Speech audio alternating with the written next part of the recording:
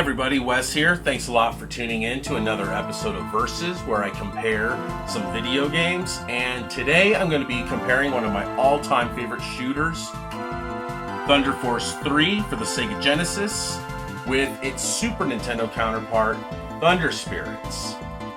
So I've been playing Thunder Force 3 ever since it was released back in 1990, and it is one of my all-time favorite shooters, hands down.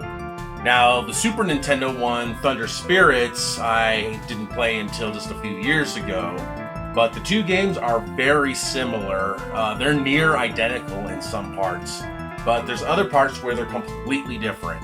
So I'm going to do what I do. I'm going to compare the two games, and then I'm going to determine which is the better of the two. So let's check it out.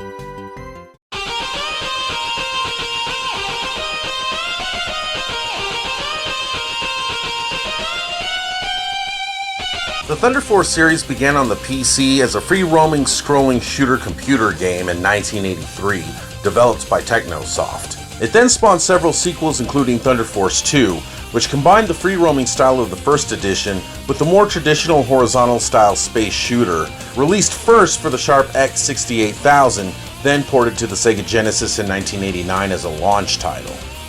A year later, Technosoft released Thunder Force 3, also on the Sega Genesis, which transitioned from the prior game's free-roaming side-scrolling hybrid style into a full-blown horizontal shooter.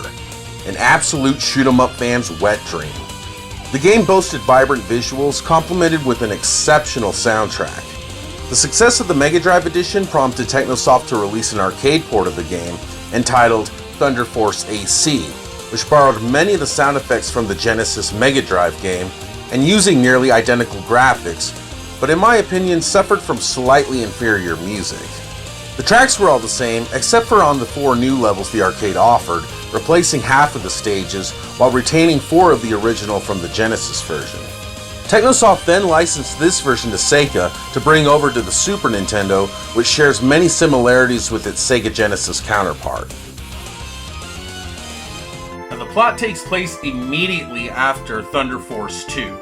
Now, despite a victory for the Galaxian Federation, the protagonists still find themselves struggling against the evil Orn Empire, which has installed cloaking devices on 5 of the major planets within their space territory, in turn making it difficult for the Federation to locate and attack the Orn Empire's main base. Now, on top of that, the Empire has also developed a remote defense system called Cerberus, which specializes in neutralizing large carriers and entire fleets. With impertinent information obtained by spies, the Federation develops a small craft which can evade Cerberus's detection, the Fire Leo 3 Styx.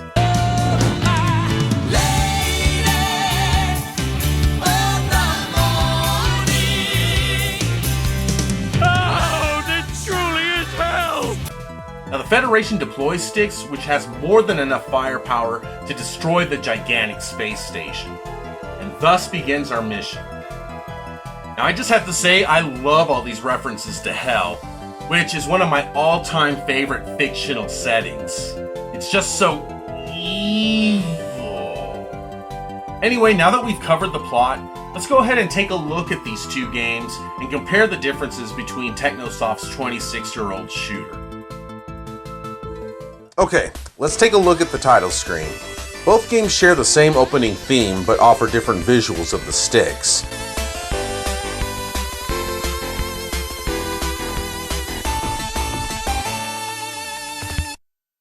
Thunder Spirits shares the same title screen as the Thunder Force AC arcade. Keep in mind that technically, Spirits is an arcade port, and many of the differences between the SNES version and the Genesis one will be based on this factor. The next difference is immediate, as pressing start on the SNES controller will instantly start you off on stage 1, while the Genesis version allows you the option to choose which stage to begin your adventure from 5 different planets. I've always chosen the default Hydra, which is also stage 1 on Thunder Spirits. The music during the screen is just freaking sweet, and it's a damn shame that it's completely absent from the SNES version.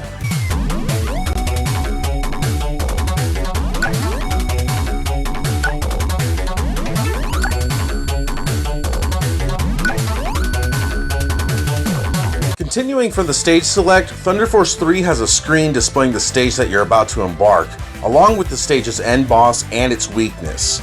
All of the stages share this display, while Thunder Spirits has no such feature. Once the stage begins on both versions, the visuals are strikingly similar. The biggest difference right off the bat is the heads-up display. Thunder Force 3 has the score, weapons display, speed gauge, and player stock in a neat little HUD at the top of the screen, while Thunder Spirits offers a similar one located at the bottom. The main difference here is that your current stage is displayed while the score is located at the top, sans an HUD. This emulates the arcade version. A minor difference that has no bearing on the gameplay whatsoever. The waves of enemies and their patterns are pretty much identical in both versions. The sprites do have minor discrepancies in regard to their color palettes, and there are some other small graphical differences. Both games offer superb parallax scrolling, and the backgrounds on the SNES version do seem to have a bit more detail. The vines are a different shade of green as opposed to the Genesis one, and some of the visuals on the weapons differ, such as the missiles from the fire weapon. Speaking of weapons, they are obtained in the same order on both versions, but Spirits gives you the Sever Gun, which is an upgrade to your standard twin shot, while Thunder Force 3 doesn't offer that weapon until Stage 2. We'll cover all of the weapons here in a minute. Each stage in both games dispatches a mid-level boss, which for the most part are just used to offer a little diversity, without offering much of a challenge. As you can see, the first mid-boss is pretty much identical in both games, but the slowdown on the SNES is just atrocious, and simply cannot be ignored. We'll discuss this annoyance further in a more appropriate level. Now, there's no denying that Thunder Force 3 has one of the best soundtracks on the Sega Genesis, and without question is one of the factors in which makes this shooter so goddamn great. Dropping the ball with this soundtrack would be an absolute travesty, but not to fear, Thunder Spirit stands tall in this regard and replicates these brilliant tunes rather splendidly. While 90% of the time I will always say that the SNES version of a game has better sounding music, I have to put Thunder Force 3 in that smaller 10 percentile.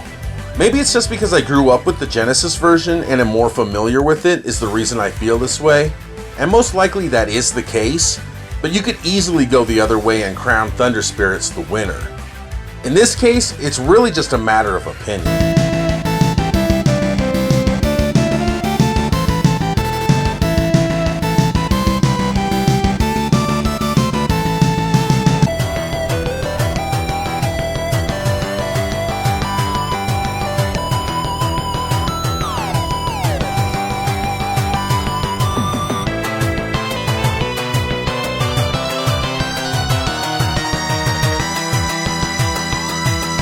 Now, I do like the percussion on the SNES music better at times, but sometimes I prefer it on the Genesis.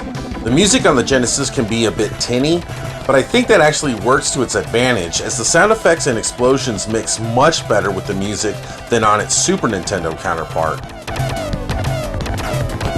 Once you reach the end of the stage, an emergency warning scrolls by at the bottom of the screen, which indicates a boss battle is about to commence. I didn't notice any difference between this boss on either game, other than the sluggish animation on the Nintendo side. Also, the Sever weapon makes quick work of the Thunder Spirits boss, which like I mentioned before, is nowhere to be found on Sega's Stage 1. Once the boss is defeated, everything about the Genesis version is just plain better.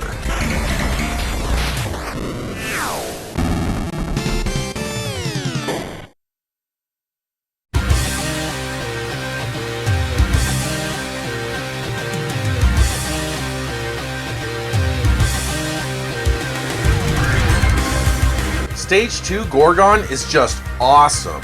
From the Hellfire aesthetics to the fantastic lava-laden music, it is a pure delight on the senses. The parallax scrolling on this stage is outstanding, with scorching flames waving in the background, which move with a liquid fluidity. It's truly a work of art. The SNES, on the other hand, ugh. While not bad, compared to the Genesis version, the waving background doesn't move nearly as smooth, but I would have to mainly attribute that to its crippling slowdown, which truly shows its faults here. One of my favorite things about this stage on Thunder Force 3 is that when the background music hits its bridge, the stage simultaneously speeds up to mimic the flow of the song. I've always thought that this was awesome.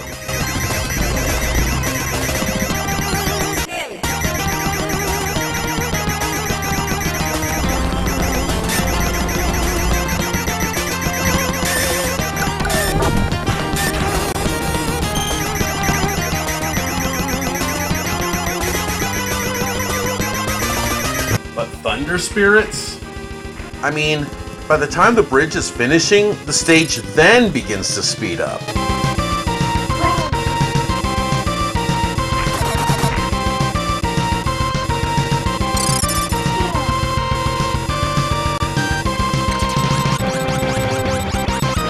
This is due to the atrocious slowdown in the game, which actually extends the length of time it'll take to finish the level.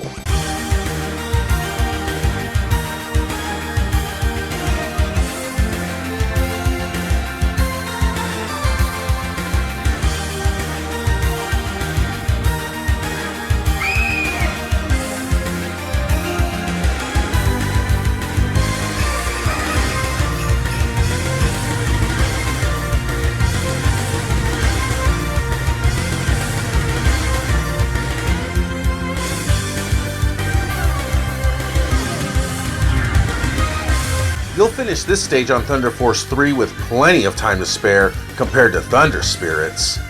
The Genesis blows the SNES out of the water in this regard and suffers from no such slowdown throughout the entire game. Blast processing at its finest.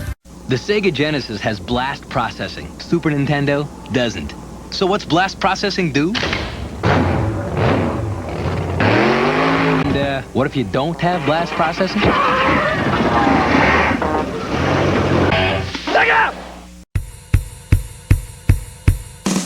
The next stage takes place underwater, and while I pretty much detest just about any underwater stage in a platformer, I don't share the same sentiment when it comes to shooters. Now here, there's no contest when it comes to the music in my opinion. Sega Genesis hands down. It simply has a better beat and utilizes the Genesis sound chip miraculously.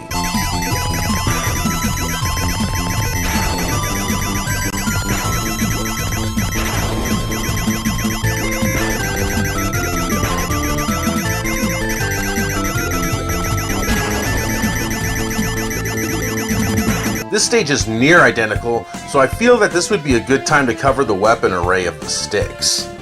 By default, your ship is always equipped with the twin shot and backfire, which fires bullets from both ends. Kinda like when I have the flu. You can upgrade both of these weapons, changing the twin shot to the Sever and the backfire to the Lancer. Knowing when to switch back and forth between these weapons is an essential part of your survival, and will take some practice and a little bit of trial and error to master. You can also obtain a wave gun, which fires wide-range beams, although they are a bit weaker than the standard shot, as is the Hunter, which seeks out enemies, and my personal favorite weapon in the game, the Fire Gun, which shoots missiles from both the top and bottom of your ship, with the missiles then hugging the floor and ceiling as they careen to the right of the screen, destroying any enemies that may linger there. Enhancing all of these weapons is the Claw, two satellite structures that rotate around the sticks, protecting it from bullets, while at the same time firing additional rounds. This is definitely the best item in the game, but you can also obtain a protective shield, which will allow your ship to take additional damage. Losing a life will result in your claw and whichever weapon you have equipped disappearing when you respawn, with the exception of the defaults. All of the items on both games are identical. Kingfish is the end boss for Stage 3, and thanks to auto slowdown, the SNES variant is much easier. The boss theme is also better for the Genesis,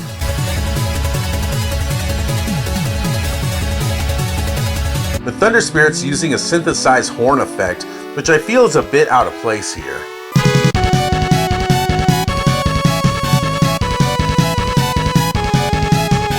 Each boss has its own unique theme, which back then wasn't out of the ordinary for a shooter.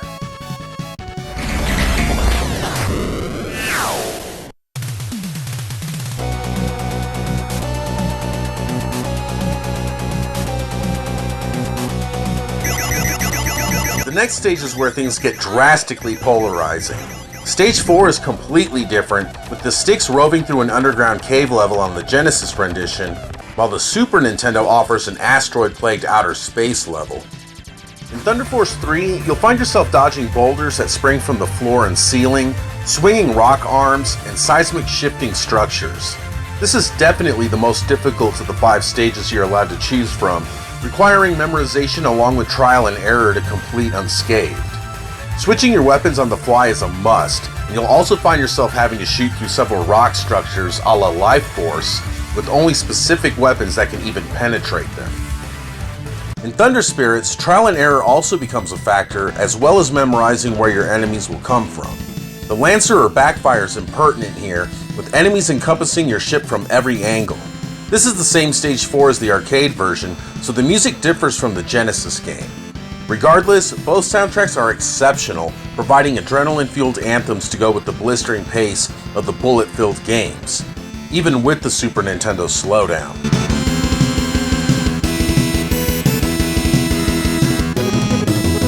Like Sega's Stage 4, this one is also the most challenging yet, inevitably inviting you back for more. The boss zips out from the left of the screen, and unless you're camping in the upper left corner, you will meet your demise. Memorize or die conditions such as these in shooters may turn a lot of players off, but it's also a way of sucking you back in. Just when I thought I was out, they pulled me back in. Knowing what will come next and then in turn, vanquishing your foes with a sense of pride and accomplishment. The boss in the Genesis version offers no such trial and error aspect other than coming into the screen from the left, and is ridiculously simple, contrasting with the difficulty of the stage.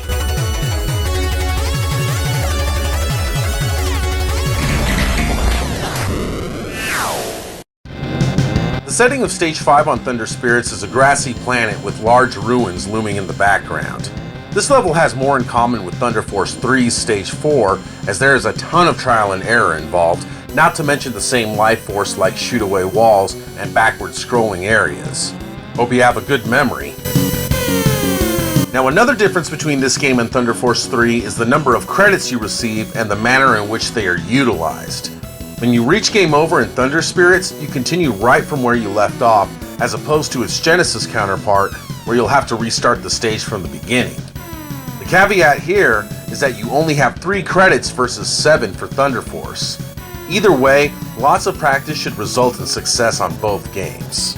Thunder Force 3's next stage places you within frozen glaciers, surrounded by crystal-like obstacles with giant icicles impeding the stick's advancement. The screen also begins to scroll down diagonally as well as vertically. Hopefully you're still fully stocked with weapons, as you'll be switching them up constantly here. And the music is outstanding, with the catchy as hell bass line and melody that will resonate with you for days.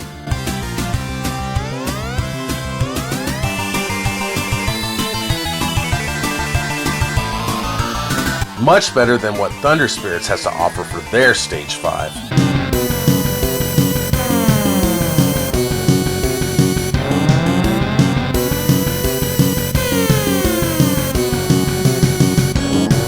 Thunder Spirits then borrows a page from Gradius, throwing a sped-up obstacle run which actually flows without dragging ass.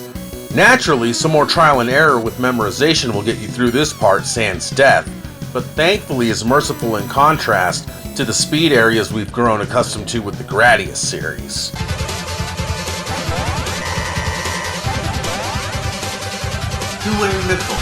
You need some practice.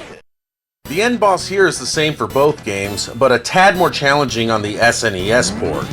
For one, the boss tricks you with its center gun scrolling in slowly from the right, distracting you from the rest of the craft, which then quickly flies in from the left. After this, the patterns are pretty much the same. At least the music is different.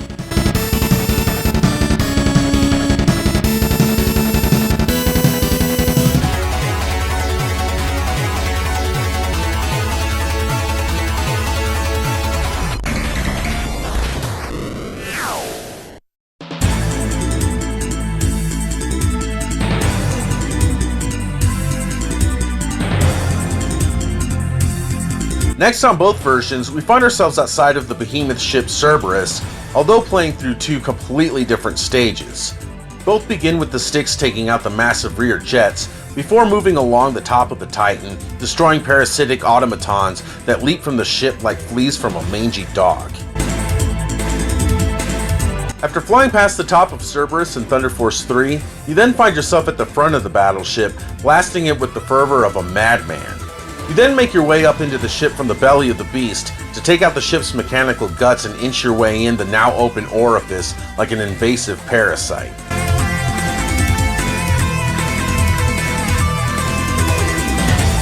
Thunder Spirits, you navigate your craft inside an open hatch through the roof before blasting your way through to the outside again, zigzagging past an asteroid belt before meeting the end-level boss.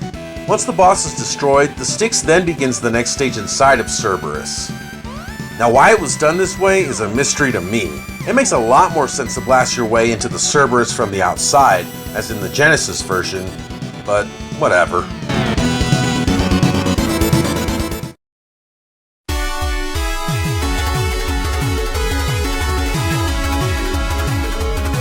Inside of the Behemoth, the stages are nearly identical, sharing the same aesthetic and music.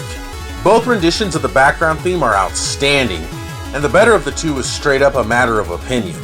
Of course, I'm biased and will take the Genesis version any day of the week.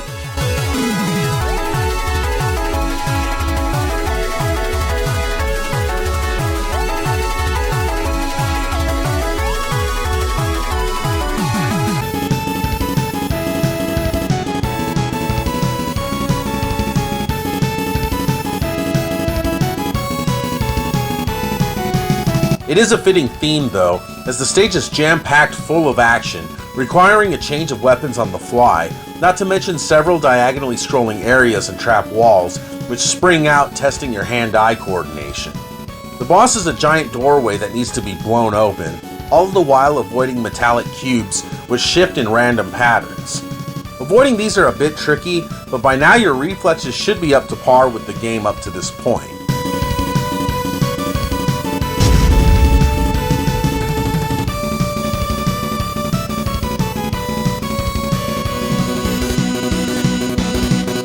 The final stage of Thunder Spirits hoists you into the central guts of the Cerberus, throwing waves of enemies at you, all of the while needing to avoid deviously placed floors and walls, which scream trial and error. A multi-thorax worm-like boss encapsulated within close quarters swarms in and circulates for the kill. Disposing of this mammoth tapeworm then brings you face to face with the final boss, an enormous monstrosity embedded within the wall. Destroying this boss results in a massive explosion, rendering Styx victorious.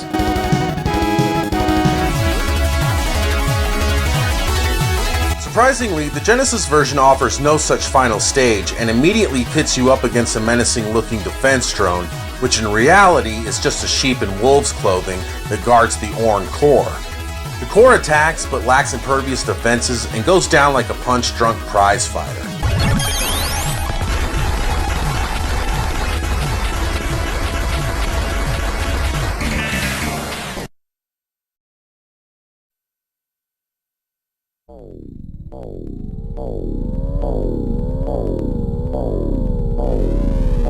We are then met with an ending sequence similar for both games, with the SNES version fully taking advantage of its Mode 7 capabilities. The end theme is the same, and once again I'm going to side with the Genesis here as the better rendition. The Styx returns to its home base with its mission completed. We are then shown different ending visuals, with the Genesis version displaying a jovial Federation celebrating its victory, while the Super Nintendo exhibits similar but different graphics. In this case, I'm going to have to say that Thunder Spirits beats out Thunder Force 3. Either way, the ultimate reward for accomplishing such a feat for both versions is a sense of self-admiration and bragging rights. The Federation has been liberated from the evil Orn Empire's oppressive stranglehold, all thanks to you.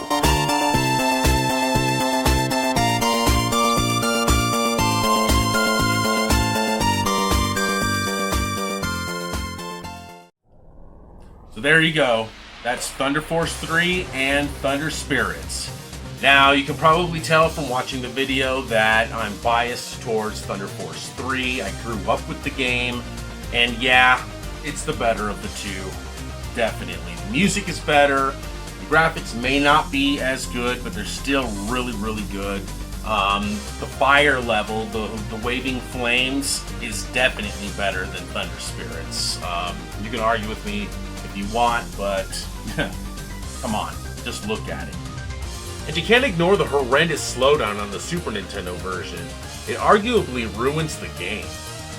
So anyway, are there any differences that I missed? I know I didn't cover everything. I mean, there's a lot in the game, and the video was already pretty long. It was already pretty in-depth. but I'm sure I missed some stuff. So whatever I missed, let me know, because chances are I missed it, and I'd like to know what I missed.